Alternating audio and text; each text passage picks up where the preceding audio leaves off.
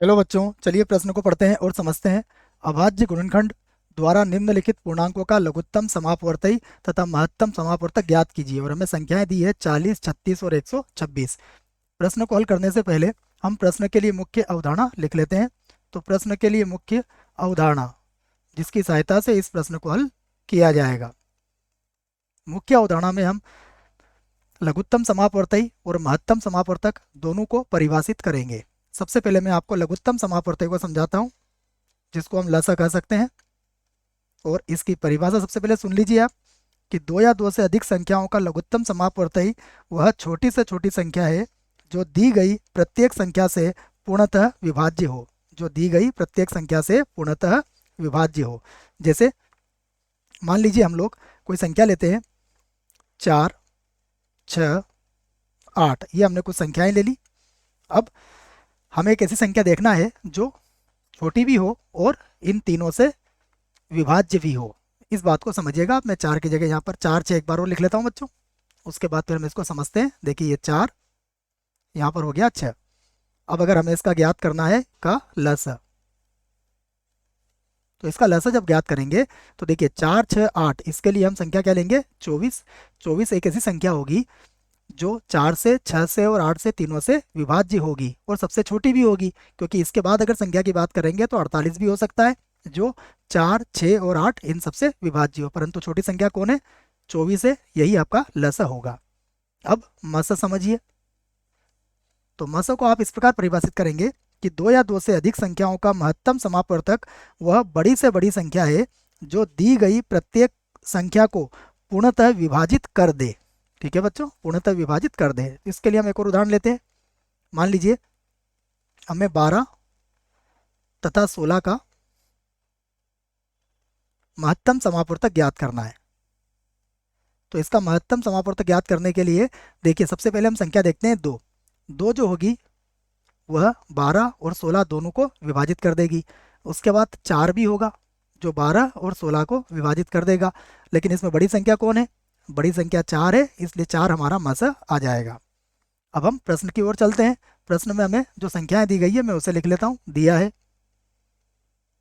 है तो हमें यहाँ पर दिया है एक तो 40, उसके बाद है 36 तथा अगली संख्या दी है 126। अब हम इनके गुणनखंड कर लेते हैं। सबसे पहले 40 के गुणनखंड करते हैं। तो 40 के गुणनखंड के लिए 2 से भाग लगाएंगे 20 बार, फिर 2 से भाग लगाएंगे 10 बार, उसके बाद पुनः 2 से भाग लगाएंगे तो 5 बार, उसके बाद पुनः 5 से भाग इसको लगा देंगे 1 बार। अब हम 36 के भी गुणनखंड कर सकते हैं। तो 36 के गुणनखंड करने के लिए सबसे पहले इसको 2 से भाग लगाएंगे तो 18 बार, फिर 2 से भाग लगाएंगे 9 बार, उसके बाद 3 से भाग लगाएंगे 3 बार, उसके बाद फिर से 3 से भाग लगा देंगे इसको 1 बार। अब 126 के भी हम गुणनखंड कर लेते हैं। ये सभी अभाज्य गुणनखंड है।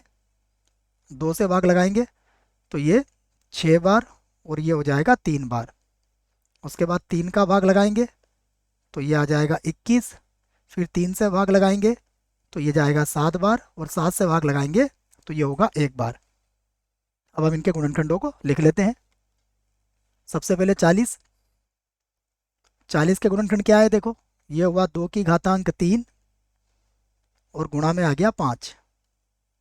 अब 36 के गुणनखंड देख लेते हैं। 36 के गुणनखंड आए 2 की घात 2 और गुणा 3 की घात 2। और उसके बाद 126 के भी गुणनखंड हमने कर लिए हैं। ये होगा 2 गुणा 3 की घात 2 और गुणा 7।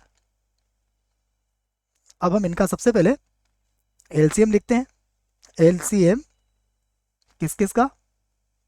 40, 36, 126 का। तो यहाँ देखेंगे तो यहाँ 2 की घात 3 है, यहाँ 2 की घात 2 है और यहाँ पर 2 है तो 2 की घात 3 आ जाएगा। 2 की घात 3 आ गया गुणा।